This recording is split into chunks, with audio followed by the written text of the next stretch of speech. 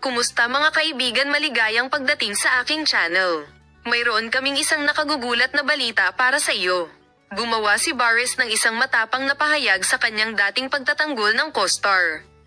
Ano ang nangyari at bakit sorpresa ang suporta na ito sa lahat? Matapos ang huling mga talakayan na nakapaligid sa kapayapaan, isang hindi mapag-aalinlangang kaalyado ang naglalaro. Ngunit sa panahon ng isang masiglang pakikipanayam, sinabi ng mahiwagang taong ito ang sumusunod. Ang kapayapaan ay isa sa mga pinakapropesyonal at hindi makasariling mga manlalaro na pinagtatrabahuhan ko. Ang mga tagahanga ay mabilis na nag-isip tungkol sa pagganyak sa likod ng pahayag na ito.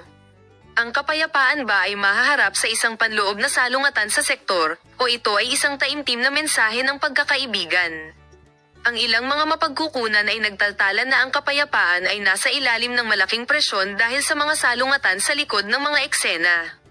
Ano man ang dahilan, ang isang bagay na bukas na kapayapaan ay may malakas na suporta sa industriya at ang mga tagahanga nito ay kasama niya. Sa palagay mo ba ay kinakailangan ang pagtatanggol na ito o may pagpapatuloy ba ng kwento?